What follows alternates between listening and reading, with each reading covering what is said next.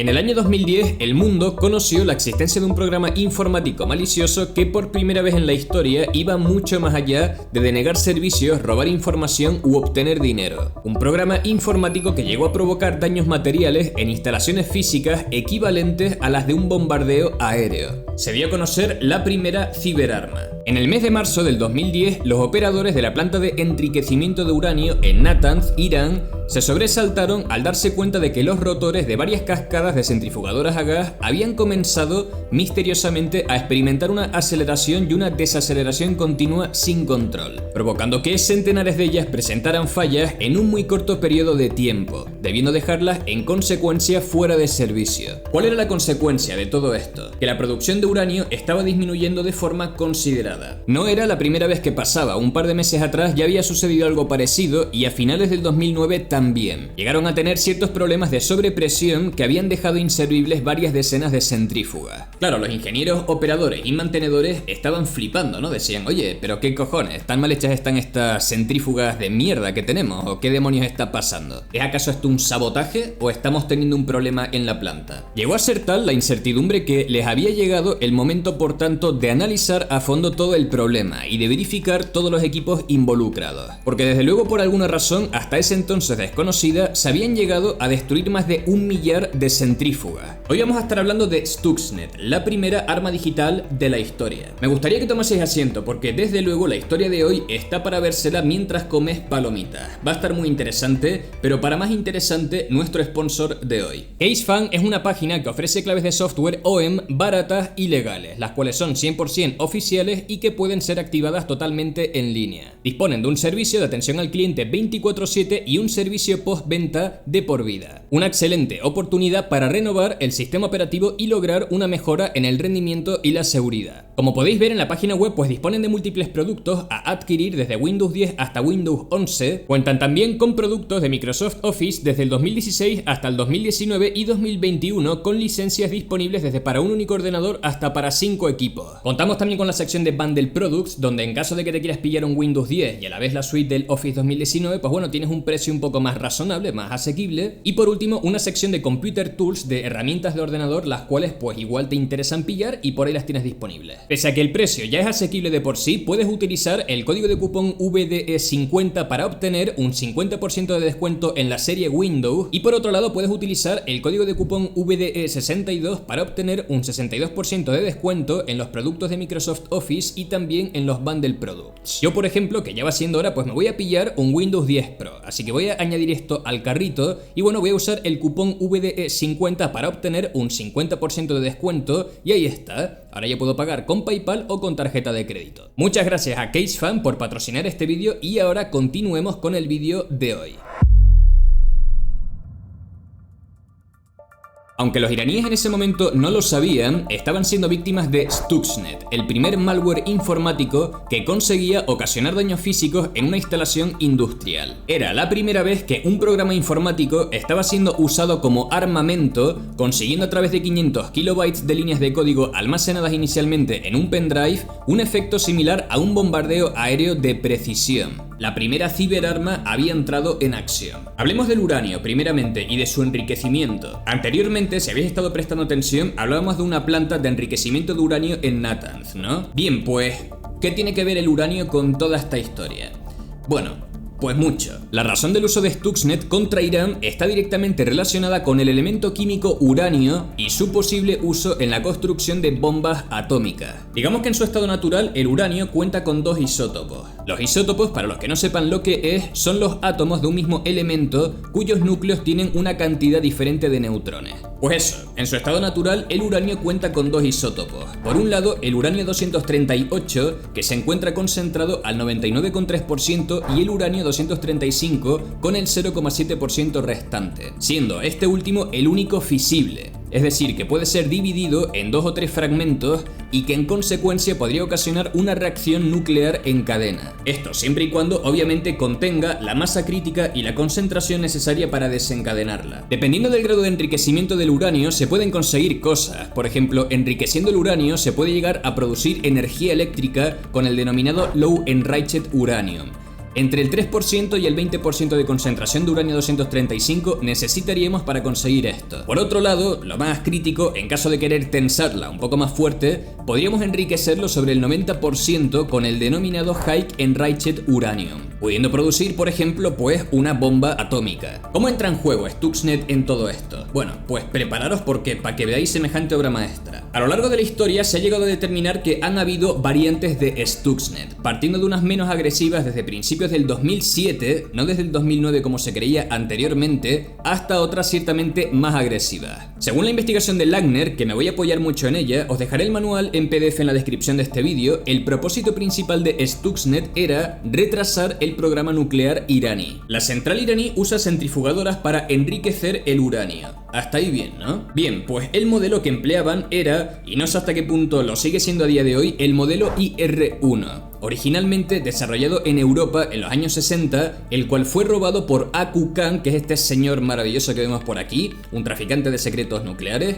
que lo entregó a Irán en los años 80. Claro, los ingenieros iraníes se ve que no lograron dominar la complejidad del sistema por completo y en consecuencia pues no lo pudieron poner a funcionar a pleno rendimiento. Se ve que era pues ciertamente complicado el manejar este cacharro. Sin embargo, sí que lograron producir esas centrifugadoras a escala industrial, de tal forma que podían sustituirlas más rápido de lo que se rompían. Y es que, aislado a que no lograron dominar su complejidad, que esto podría ser considerado un problema, otro de los problemas de esas centrifugadoras que fabricaba Irán era que no eran muy robustas. Me explico, se rompían con relativa facilidad. Así que bueno, tuvieron que idear un sistema que les permitían aislarlas y reemplazarlas, todo esto de la mano de ingenieros. Sin embargo, para poder hacer esto, habían que parar las centrifugadoras de cara a la siguiente etapa a la que hubiese fallado. ¿A qué me refiero, no? Con esto de la siguiente etapa. En su planta de Natanz, los iraníes habían implementado un proceso de enriquecimiento de uranio con centrífugas a gas, empleando varias etapas en un proceso de cascada, de forma que la salida de una etapa era la entrada de la siguiente, en las cuales el uranio pasaba por varios grupos de centrífugas que iban progresivamente enriqueciéndolo. Claro, esto era un sistema de protección.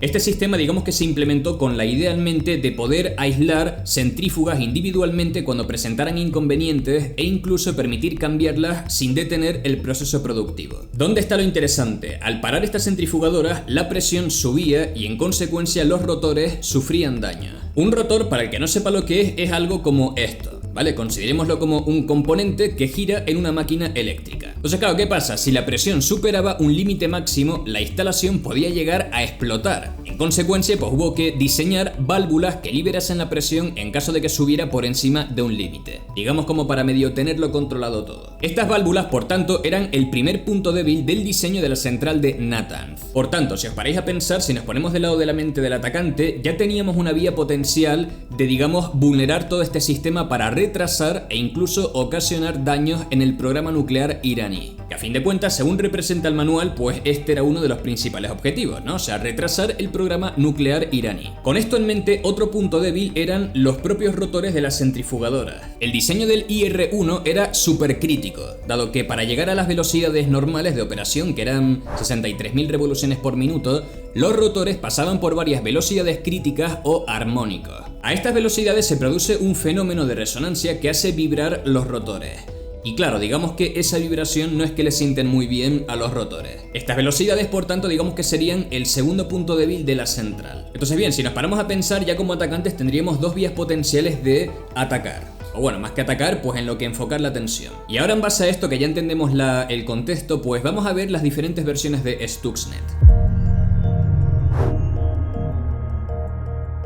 Bien, pues veamos la primera versión de Stuxnet. Una versión agresiva pero ciertamente discreta. La primera versión de Stuxnet tenía como objetivo los controladores industriales Siemens S7417, los encargados de controlar las válvulas y sensores de presión de la centrifugadora. En aquel entonces, Stuxnet venía en formato de un archivo de configuración para el software de Siemens. Por fuera parecía normal, pero por detrás explotaba algunos fallos para poder ejecutar sus acciones. La infección de estos controladores, digamos que era ciertamente poco glamurosa, peligrosa, ¿no? Alguien debía abrir manualmente ese archivo de configuración, ya fuese a través de un USB o llevándolo guardado en uno de los portátiles que se usaban para configurar los sistemas. Claro, cabe destacar que en aquel entonces Stuxnet, la primera versión, pues digamos que no tenía formas de autopropagarse. Ya más adelante, pues en otras versiones sí que habían métodos de autopropagación, por lo cual la cosa se tensaba mucho más. Bueno, fijaros qué locura, cuando el archivo malicioso se cargaba, se saltaba al código propio de la ejecución y tomaba el control del sistema, pero de forma muy discreta. Reemplazaba las funciones del sistema que permitían al código legítimo acceder a las lecturas de los sensores y después dejaba que todo se ejecutase normalmente como si no pasara nada. Sin embargo, y ahí es donde entra en juego el Stuxnet, cuando se daban ciertas condiciones, Stuxnet entraba en acción. Grababa 21 segundos de lecturas de los sensores y entonces los reproducía en bucle. Más concretamente, para los curiosos, sobreescribía las regiones de memoria en las que se almacenaban los datos leídos con los que había grabado. De esta forma, cuando el sistema de control SCADA, en otro ordenador externo al controlador Siemens, pidiese las lecturas, el controlador devolvería las lecturas reproducidas de Stuxnet y ni los ingenieros ni los sistemas automáticos pues verían nada anormal. Digamos que era como una forma de evitar hacer saltar las alertas. Una vez que Stuxnet, el muy guarro, había echado el telón, se ponía a trabajar aislando etapas de las centrifugadoras, de tal forma que la presión del sistema comenzaba a subir. Claro, ¿cuál era la idea? Que en este momento, supuestamente, las válvulas de escape deberían actuar y dejar salir el exceso de presión. Pues bueno, no lo hacían. Estas válvulas cabe destacar que cuentan con sensores de presión analógicos, ¿vale? Para traducir esa señal a una digital que pueda entender un ordenador tienen que calibrarse manualmente. Bueno, pues Stuxnet, el muy guarro, los descalibraba, de tal forma que las válvulas no detectaban presiones anormalmente altas y por lo tanto pues no se abrían. La presión dentro del sistema empezaba a subir hasta que Stuxnet decidía parar el ataque. Y dirás, oye, ¿cómo que parar el ataque? ¿No querían ocasionar una bomba atómica, una catástrofe? No del todo. Los creadores de Stuxnet podrían haber destrozado totalmente las instalaciones nucleares de Natanz. Sin embargo, no lo hicieron porque había otra forma mejor de conseguir sus propósitos: retrasar el programa nuclear iraní, que es lo que les interesaba. Claro, pararos a pensar que un fallo catastrófico realmente en la central habría llevado a los ingenieros a analizar exhaustivamente qué había pasado y probablemente habrían detectado y corregido el problema. Esto, junto a la capacidad iraní de producir centrifugadoras, digamos que habría supuesto un retraso no muy problemático, no tan significativo. Stuxnet simplemente modificaba periódicamente las condiciones de las centrifugadoras, causando principalmente mucho más estrés sobre los rotores y provocando fallos y reemplazos más frecuentes. De esta forma, lograban tener a los ingenieros frustrados con esta cara, buscando qué provocaba una tasa de fallos tan grande en los sistemas. Obviamente no buscaban malware, ellos buscaban fallos en el diseño o en la construcción. Ellos no sabían que estaban siendo atacados ni que había un gusano por ahí que se había colado que la estaba liando parda. Vamos, en resumen, que la primera versión de Stuxnet estaba hecha para tocar la pinga, ¿vale?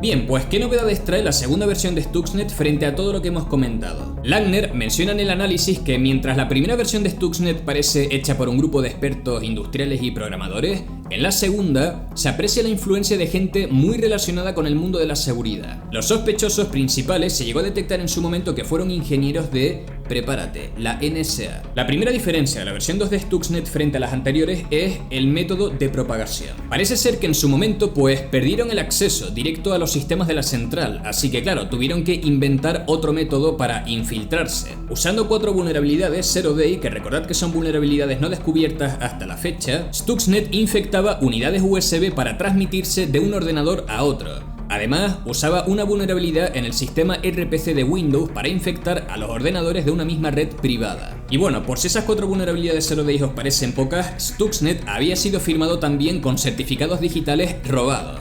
De esta forma, Windows lo detectaba como un driver legítimo y confiable y no notificaba al usuario de la infección. Como una jugada ahí maestra, muy bien, así me gusta. Stuxnet se movía por tanto ahora en redes privadas y confiables, ¿no? Pero seguía habiendo un problema: cómo llevarlo a la central de Natanz. Desde luego, pasar todos los sistemas de seguridad no es que fuera fácil, pero había otro punto débil: contratistas externos que trabajaban en la central. Infectando uno de sus ordenadores menos protegidos, Stuxnet acabaría entrando más tarde o temprano en los sistemas de Natanz. Claro, pararos a pensarlo, ¿no? Solo haría falta que ese contratista conectara su portátil o su USB a un ordenador de la central y entonces ya sería cuestión de tiempo que Stuxnet llegara a su objetivo, que a fin de cuentas eran los controladores Siemens. Estos controladores se encargaban de los rotores, ¿no? El segundo punto débil que habíamos detectado y discutido de antes. ¿Cómo operaba esta versión más moderna de Stuxnet? Más o menos una vez al mes, Stuxnet tomaba el control del sistema que se encargaba de gestionar la velocidad de los rotores. Lo que hacía el muy sinvergüenza era aumentar la velocidad de rotación de las centrífugas de una velocidad normal de 63.000 revoluciones por minuto a 84.000 revoluciones por minuto para después detenerlas casi completamente, a 120 revoluciones por minuto, generando con el semejante frenazo una alta carga de trabajo a los materiales de las centrífugas y ocasionando,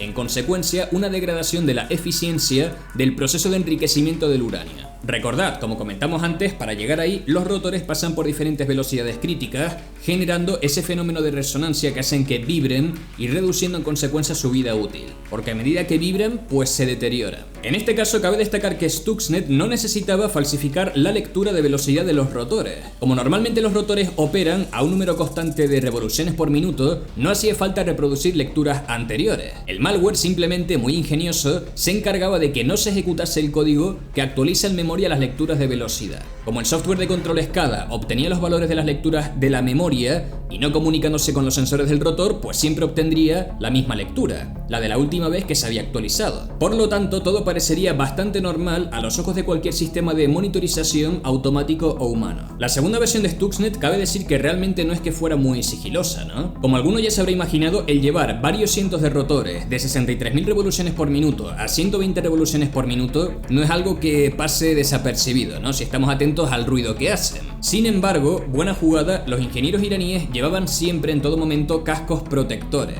Siempre. Y no oían los cambios de velocidad. Además, Stuxnet se comunicaba a través de la red para sincronizar los ataques en varios controladores al mismo tiempo, lo que generaba un tráfico sospechoso y fácilmente detectable si se estuviese monitorizando. Claro, todo esto te hace pensar que ya no es que estuvieran tan preocupados en que se les detectara, ¿no? No era como digamos una prioridad el que les detectara. Más bien yo creo que estaban tratando de ver hasta dónde podían llegar con esta creación. Estaban experimentando con lo que ya sabían que sería el primer paso de la ciberguerra. Stuxnet se podría considerar la primera ciberarma, ¿eh? De hecho, fueron pioneros en este mundo. Yo creo que por un lado nos muestran lo vulnerables que pueden llegar a ser los sistemas industriales, ¿no? Los fallos de los que se aprovecharon para introducirse en los controladores Siemens son fallos de diseño de software, no simples bugs. Y por lo tanto, es más difícil que se corrijan con un parche aplicado rápidamente. Ya sabéis que esto tarda, pues, su tiempo. Por otra parte, creo que también nos muestra el grave problema de seguridad que tenemos en cuanto a el control de acceso físico a las instalaciones o a estos sistemas. La segunda versión usó varias vulnerabilidades 0 days en Windows, pero la primera se introdujo manualmente y sin tanta virguería informática. Desde luego hay muchos puntos de acceso, ¿no?, a estos sistemas vulnerables y es difícil tenerlos todos controlados, pero cabrón.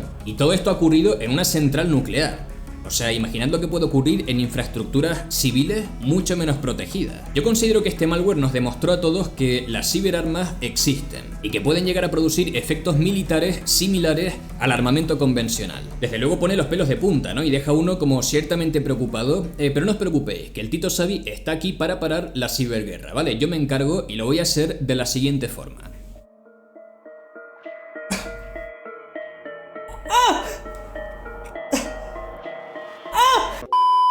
Bueno, espero que os haya resultado interesante toda esta historia. Me gustaría saber vuestra opinión en los comentarios. ¿Qué os ha parecido? ¿Consideráis que las ciberarmas ya existen incluso mucho antes del 2007, solo que no lo sabemos? ¿O qué opináis? Bueno, cualquier historia que veáis que digamos que sea factible el comentarla o narrarla para que aprendamos todos cosas nuevas y tal, dejad un comentario y decid, oye, Tito Savi, pues habla de esta historia o de este señor que tiene una historia, vamos, espeluznante. ¿Creéis que son ataques sofisticados este que hemos visto o creéis que está hecho por un lamer de 15 años? Y bueno, poco más, la verdad es que ha pasado bastante poco tiempo desde el anterior vídeo, o sea que he cumplido. Este mes hemos tenido 2 vídeos, un espectáculo, vamos mejorando. Bueno, recordad que tenemos una comunidad en Discord que ya ha llegado a los 40.000 miembros, un espectáculo. Agradecería que os unierais, que por ahí si tenéis dudas de ciberseguridad o lo que corresponda, la gente se vuelca un montón en echaros un cable. Y bueno, cualquier cosa recordad que siempre, todos los días me podéis encontrar encontrar a las 9 horas de España peninsular en Twitch, ¿vale? Ahí estamos siempre todos los días rompiendo la mamona, dándole caña y al hacking a nivel técnico. Si queréis ver al Tito Savi con tecnicismos, maniobrando y tal,